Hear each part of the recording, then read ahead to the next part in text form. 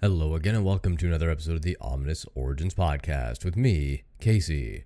Of course, this episode is still brought to you by the wonderful people over at morbidlybeautiful.com.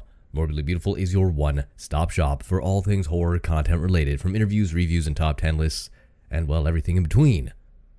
Now we're back this week and we don't have true crime, we don't have an unsolved mystery, we don't have a cryptid, we have aliens. Yes, the little gray men from outer space. There are countless sightings and stories throughout history, but we're going to be looking at one that took place on August 25th, 1951, in Lubbock, Texas. Yes, aliens in Texas. Who'da thunk it? This is a weird one. There is some photographic evidence, and I say it's weird. They're all weird. When was the last time we had a normal, everyday, run-of-the-mill story on here? Never? I'm going to go with never. This is the UFO sighting of Lubbock, Texas. Ominous. Ominous. It is an adjective. Sounds like someone breathing.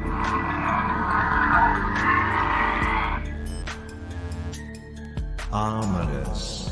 Now, as I mentioned, this took place on August 25th, 1951, and it was just a regular old summer night in the small, sleepy town of Lubbock, Texas. That evening, a handful of scientists from Texas Technical College were hanging out in the backyard of a geology professor named Dr. W.I. Robinson. They were just chilling, drinking tea, and chatting about micrometeorites, because that's what scientists do on Saturday nights, I guess. I don't know. Anyway, apparently this gaggle of nerds, I'm sorry that was probably offensive, but I'm going to stick with it anyway, were quite the little think tank. They had a chemical engineering professor in Dr. A.G. Oberg. Why do they not have first names? Why are they all just initials? Anyway, physics professor Dr. George and Dr. W.L. Ducker, head of the petroleum engineering department. Now, it's because of the credentials of these people that made this story very, very interesting. These aren't some wackadoos who wash dishes for a living or deliver pizzas. No, because all those people are fucking crazy and you cannot trust them for anything because they're not doctors. These people are doctors, therefore they hold credibility, and I really hope that the sarcasm just oozed right on through that. There's a quote here from the U.S. Air Force Captain Edward J. Ruppelt, and he said, "If a group had been handpicked to observe a UFO, we could not have picked a more technically qualified group of people, because they're all doctors of like engineering and shit."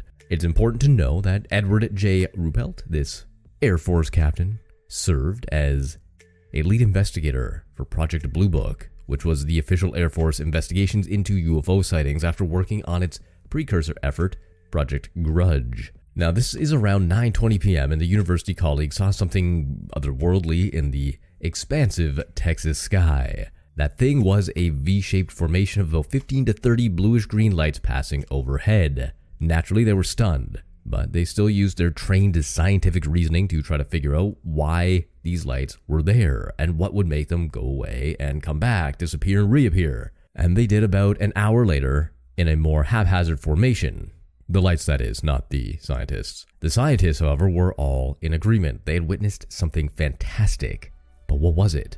They weren't just going to jump to aliens in outer space. No, these were learned men in 1951. They believed in science and God, not aliens. The professors weren't the only credible witnesses to the mysterious bluish-green lights that night. At dusk in Albuquerque, a New Mexico man from the Atomic Energy Commission's top-secret Sandia Corporation, a man with a high-level Q security clearance, had been sitting outside with his wife. Now, according to Ruppelt, they were gazing at the night sky, commenting on how beautiful it was when both of them were startled at the sight of a huge airplane flying swiftly and silently over their home. On the aft edge of the wings, there were 6 to 8 pairs of soft, glowing bluish lights. An hour or so after, according to the retired rancher from Lubbock, his wife had seen something terrifying in the night sky as well, and Ruppelt described it this way. Just after dark, his wife had gone outdoors to take some sheets off the clothesline. He was inside the house reading the newspaper. Suddenly, his wife had rushed into the house, quote, as white as the sheet she was carrying. The reason his wife was so upset was that she had seen a large object glide swiftly and silently over the house. She said it looked like, quote, an airplane without a body. On the back edge of the wing, there were pairs of glowing bluish lights. Now, by the time Ruppelt flew into Lubbock to investigate the sightings in a late September evening, hundreds of residents had seen the lights over a period of 2 weeks. Of course, the government got involved, but not everyone wanted to wait for the government to start looking into the matter. After alerting local newspapers like the Lubbock Avalanche Journal, the Texas Tech professors started their own informal investigation. In the weeks after their initial August 25th sighting, they and their friends observed the lights 12 more times. They measured the lights' angles, roughly calculated their speed, and noted that they had always traveled from north to south. Armed with walkie-talkies, the scientist sleuths and their friends formed a team? 2 teams? Several teams? I don't know. A bunch of people got together and split up in an attempt to measure the UFO's altitude, with little success. As the days went on, more and more Lubbock residents claimed to have seen the lights, and when the professors cross-checked these reports against what they had seen themselves and what they had recorded, many of the facts, well, they just lined up. Of course, few, if any, had recorded the phenomenon with the same level of detail as the professors because, again, doctors, incredible, intelligent, God-fearing scientists. I don't know about the God-fearing thing, I just feel like 1950s, that was the thing. Like, you were like a man of science, but also God did everything. I don't know. Maybe I'm just stereotyping here. Anywho, but while many observers often incomplete or poorly expressed recollections, there's little doubt that whatever people were seeing was something real. UFO sightings are often one-off events, but these blue-green lights were observed multiple times by hundreds of people. Think the Phoenix Lights, for example. The one I think was 1997. We covered it on this podcast at one point. Just keep that in mind. Very similar case, just, I don't know, 40 years earlier, maybe closer to 50. I can't do math, leave me alone. So what makes this case a lot more special than all the other ones, especially around this time? Well, there was physical proof. There were black and white photos taken by a Texas Tech freshman named Carl Hart Jr. This was on August 31st, the same night an Air Force wife and her daughter claimed to have seen a UFO while driving northwest from Matador, Texas to, of course, Lubbock. Hart was apparently keeping vigil in his bedroom looking out for the infamous lights, and according to this Ruppelt guy, it was a warm night and his bed was pushed over next to an open window. He was looking out at the clear night sky and had been in bed for about half an hour when he saw the formation of the lights appear in the north, cross an open patch of sky, and disappear over his house. Knowing that the lights might reappear at any moment as they had done in the past, he grabbed his loaded Kodak 35, set the lens and shutter at f3.5, which is a pretty good aperture there, and 1/10 of a second. It's pretty slow, but I guess you'd have to. It's at night and it's dark. Anyway, I'm getting too technical with the photography here. This was 1951. It was a fucking old 35mm camera. Anyway, he took his camera and went out into the middle of the backyard. Before long, his vigil was rewarded when the lights made a second pass. He got 2 pictures. A third formation went over a few minutes later, and he got 3 more pictures. And I do see the pictures here, and they are weird. They look like a boomerang. If a boomerang had polka dots on it. The best way to describe that, I think. I would know. I think I'm an author. Yeah, that's right. Hoity-toity, Mr. Man who thinks he's an author over here. Yes, anyway. These hotly debated images, which show a cluster of dim lights in a V formation moving through the sky, are the only visual representation of what hundreds are now claiming that they saw.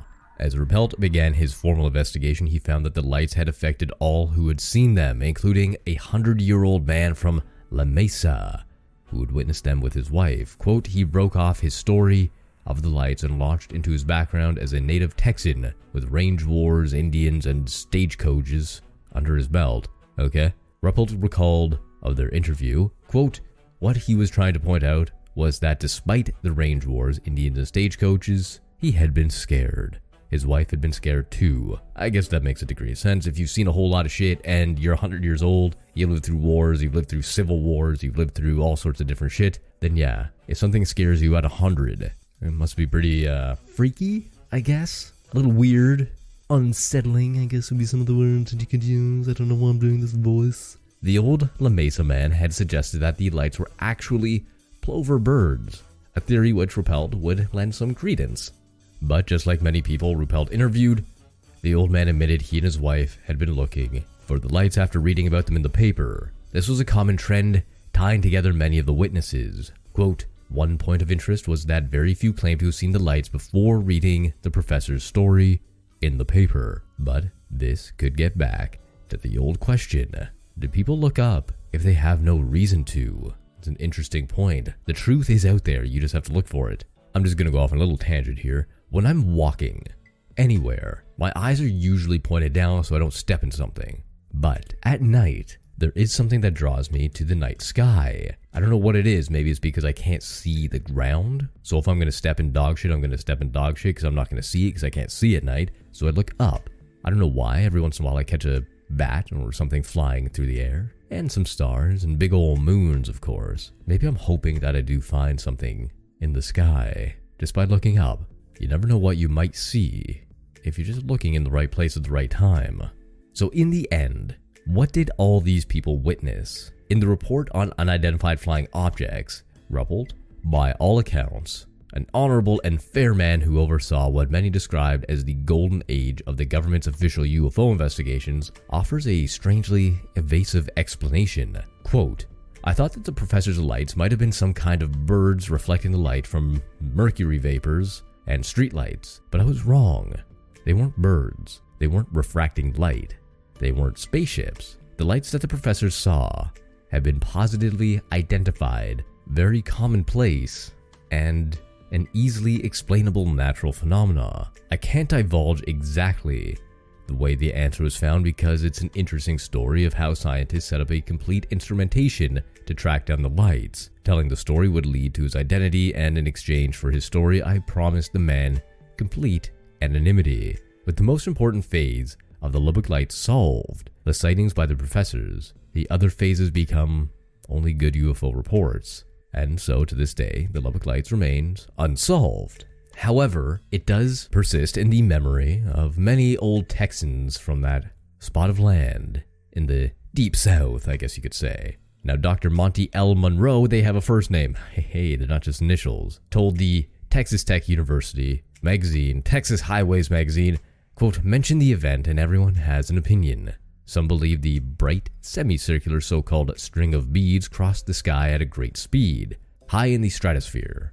Few agree with the streetlight illuminated migratory duck bellies theory ventured at the time by skeptics on the Air Force." According to the island of Dr. Monroe, according to Monroe, the professors and other witnesses, tired of explaining themselves and what they saw, almost totally ceased giving interviews by the 1970s. In a rare, informal interview more than 40 years after the sightings, Carl Hart Jr. reportedly told author and UFO researcher Kevin D. Randall he still has no idea what he photographed that pleasant August night many moons ago. But like hundreds of others in and around Lubbock, that strange Texas summer, he saw something he would never forget. So what do you think they saw in that sleepy little town in Texas?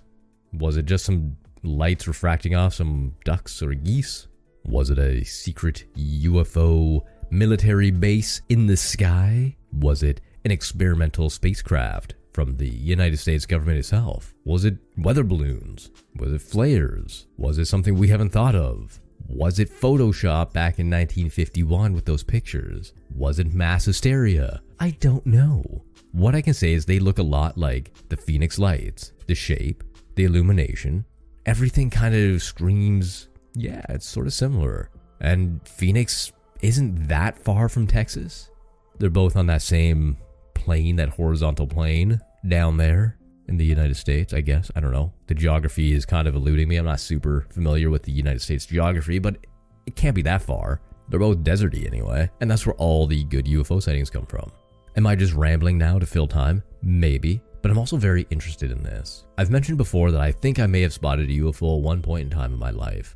I was driving home. This was about 10 years ago, maybe 12 now, and it was fairly late. It was quite dark, and I was on a suburb of Toronto, which is a fairly populated area, and there's a lot of light pollution that goes up into the sky, and you can't always see the stars or anything, which is why this stood out.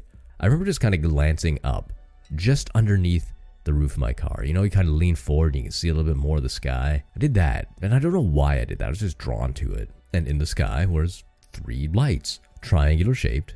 I believe they're all part of the same craft. It didn't look like an airplane though.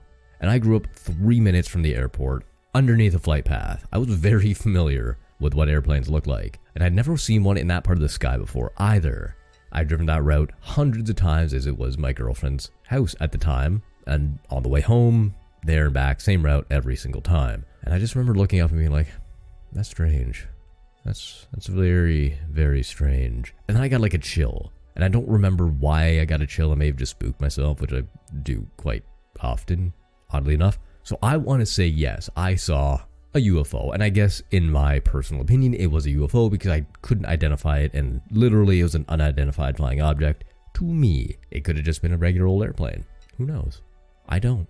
But in my opinion, UFO, not necessarily alien in nature, but it was unidentified and it was flying and it was an object.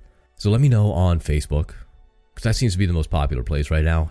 So hit up the Facebook page at Horror Shots on Facebook and let me know if you've ever had an interaction or an encounter with a UFO or maybe aliens in general or the Men in Black. Shh, don't say that too loud though. Let me know what you think. Are these things real?